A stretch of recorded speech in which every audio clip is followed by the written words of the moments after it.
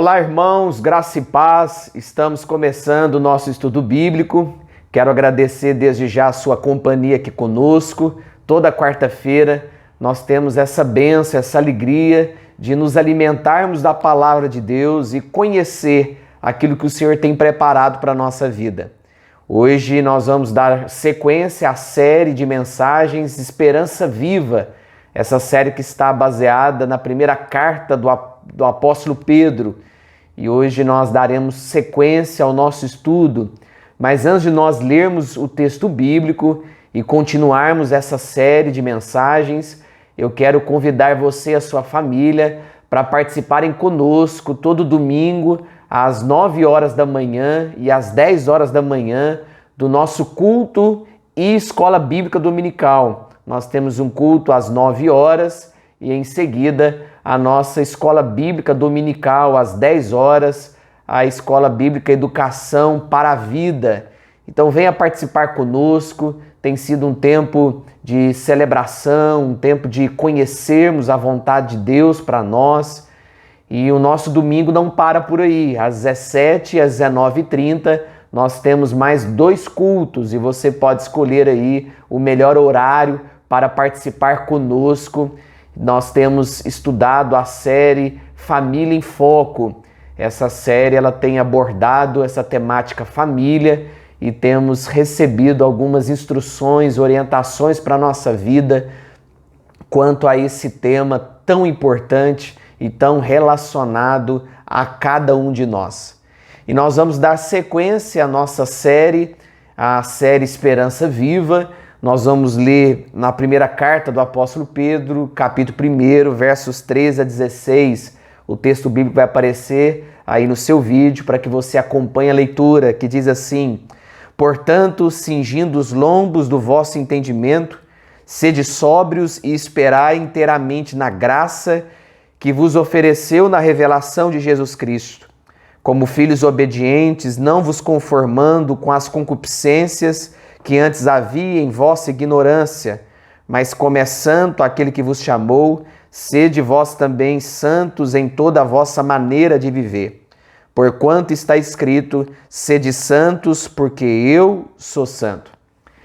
Queridos, o apóstolo Pedro aqui ele está falando sobre a identidade do povo de Deus. Quem é o povo de Deus? Quais são as características desse povo? O que deve marcar a vida desse povo que é de Deus. E no verso 13, Pedro nos diz que nós devemos cingir o nosso entendimento. Entendimento aqui significa mente. Nós devemos proteger a nossa mente, os nossos pensamentos. É isso que o apóstolo Pedro está nos ensinando. E Pedro diz que nós devemos nos manter sóbrios. Sede sóbrios é uma expressão favorita do apóstolo Pedro. Ele vai repetir essa expressão também no capítulo 4 e também no capítulo 5. E sóbrio aqui significa ter domínio próprio. É isso que nós precisamos, depois de cingir o nosso entendimento, a nossa mente, proteger os nossos pensamentos daquilo que não agrada a Deus, daquilo que pode nos fazer cair e tropeçar. Pedro então nos ensina a também termos esse domínio próprio, a nos controlarmos. A mente deve estar livre de precipitação ou confusão, é isso que Pedro nos ensina aqui. Deve permanecer em alerta. A nossa mente precisa estar em alerta.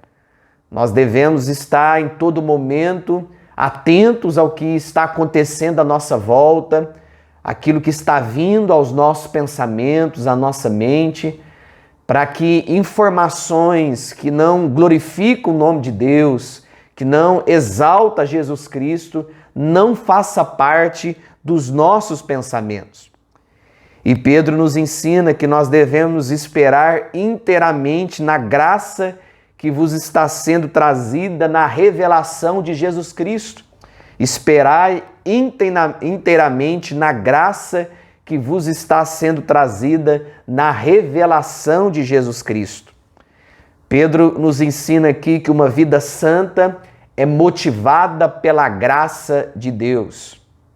A santidade, a santificação, esse processo do Espírito Santo de Deus na nossa vida, que é contínuo, que é constante, que será até o último dia da nossa vida, nos motiva a vivermos, a entendermos que é a graça de Deus que nos mantém, é a graça de Deus que nos coloca de pé, é a graça de Deus que mantém firmes os nossos passos. Os crentes devem viver em santidade à medida que esperam a volta do Senhor Jesus Cristo. Essa deve ser a nossa expectativa, o propósito da nossa caminhada. Nós, enquanto aguardamos a vinda de Jesus, enquanto esperamos o retorno de Jesus, o nosso Salvador, e cremos que o mesmo Jesus que veio, ele voltará, e na medida que vamos crendo nessa verdade, nós vamos nos comprometendo com o Evangelho, vamos nos comprometendo com a Palavra de Deus e vamos vivendo em santidade. E que tipo de esperança é essa? Abordada aqui pelo apóstolo Pedro. É uma esperança concreta, é uma esperança eterna, é uma esperança para sempre.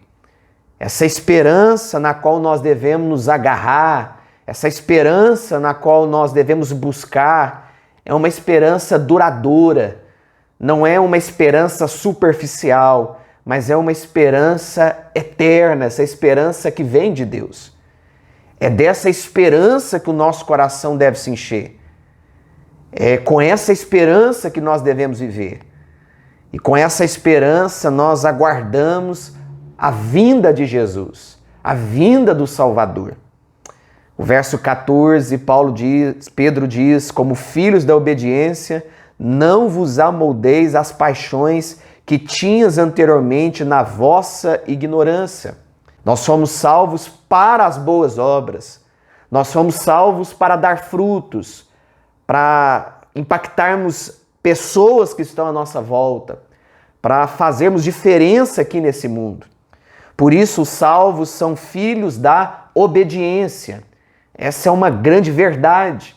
Os salvos são filhos da obediência. Você foi salvo para ser obediente a Deus. Você foi salvo não para viver a vontade do seu coração, mas a vontade de Deus para a sua vida. Deus te salvou, Deus morreu por você na cruz, por intermédio de Cristo Jesus, para que você se tornasse alguém obediente, um discípulo obediente. E paixões aqui é tudo que é proibido. Não vos amoldeis às paixões, aquilo que é proibido, aquilo que a palavra de Deus condena, aquilo que faz mal ao nosso coração, aquilo que destrói a nossa alma. Como filhos obedientes, não podemos retroceder nem cair nas mesmas práticas que marcavam a nossa conduta quando vivíamos prisioneiros do pecado. Pedro está nos ensinando aqui que nós não podemos nos retroceder. Não podemos cair nas mesmas práticas que nós vivíamos no passado lá atrás. Nossa vida agora deve ser outra. O que deve marcar a nossa vida agora é esse compromisso com Deus, essa santidade, esse desejo de viver na presença de Deus, glorificando ao Senhor. Nossa conduta é uma conduta de livres, de homens e mulheres libertos. Nós não somos escravos mais do pecado. O pecado agora não mais nos escraviza. Agora nós somos homens e mulheres livres porque Cristo nos libertou. Como filhos da obediência, não vos amoldeis às paixões. A palavra aqui, não vos amoldeis, significa não entre no esquema. Não entre nesse modelo. Não se encaixa esse molde do mundo. Mas viva diferente. Tenha outras práticas. Tenha outro esquema para a sua vida. Jesus disse que a pessoa que verdadeiramente o ama é aquele que o obedece, conforme João capítulo 14, versículo 21. Aquele que ama a mim, diz Jesus, ele obedece os meus mandamentos. Aquele que obedece a minha palavra me ama, tem compromisso comigo. E nos versos 15 a 16 do capítulo 1 de Pedro, o apóstolo continua: não tornai-vos santos também vós mesmos em todo o vosso procedimento, porque está escrito: sede santos, porque eu sou santo. Aqui nós temos uma exortação e uma confirmação. A santidade é uma ordem, porque o Deus que nos chama é santo. Nós devemos viver em santidade porque o nosso Deus é santo. É uma ordem que vem de um Deus santo. Por isso, o nosso proceder deve ser um proceder santo, um proceder que honra a Deus, um proceder compromissado com a verdade, um proceder firmado com a palavra de Deus. Assim nós devemos viver. A santidade precisa marcar a nossa vida. A santidade precisa ser algo visível em nós. Que em nome de Jesus, que você que está me assistindo, você possa buscar a Deus de coração. Que você possa, no nome de Jesus, viver essa santidade que Deus tem para você.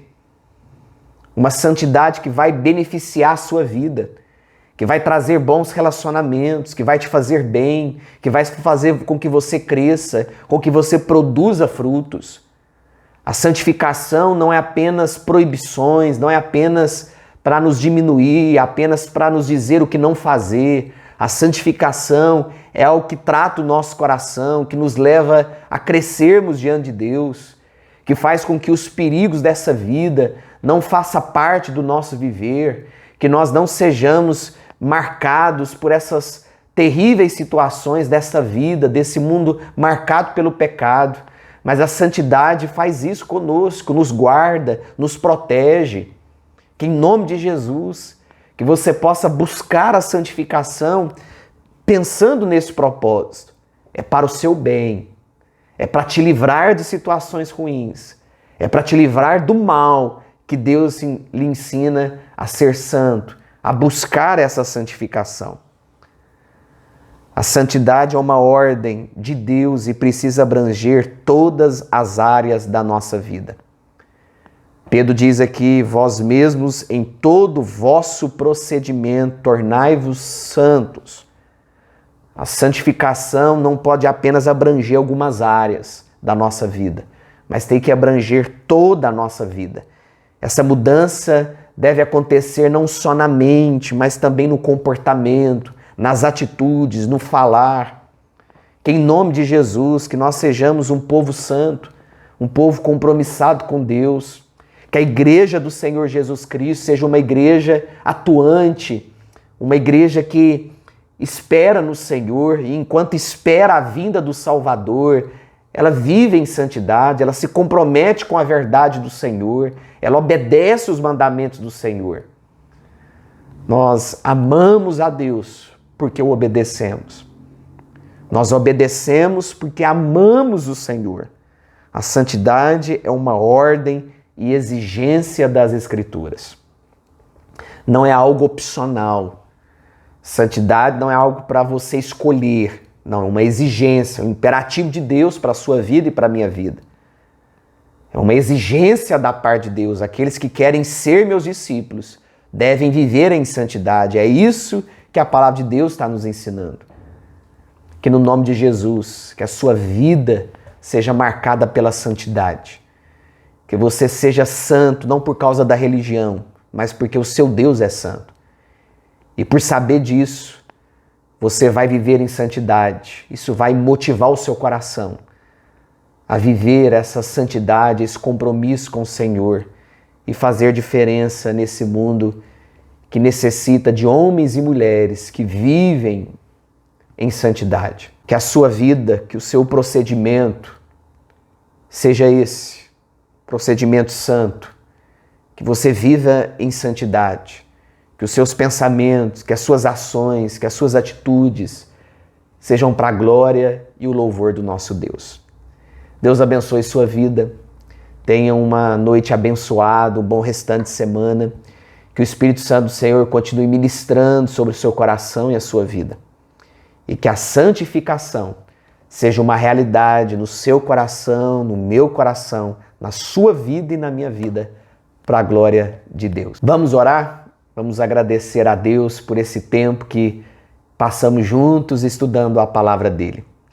Querido Deus, muito obrigado porque o Senhor é um Deus santo, Tu és um Deus perfeito, o Senhor é um Deus que nos guarda, que nos protege, o Senhor nos deu mandamentos, ordenanças para obedecermos, pensando no nosso bem. E te agradecemos, ó Deus, pela forma tão maravilhosa pela qual o Senhor tem cuidado da nossa vida. Abençoe, ó Deus, a Tua igreja, continue fortalecendo o Teu povo. É que nós oramos em nome de Jesus, o nosso Salvador. Amém. Deus abençoe sua vida, tenha um bom descanso e até logo.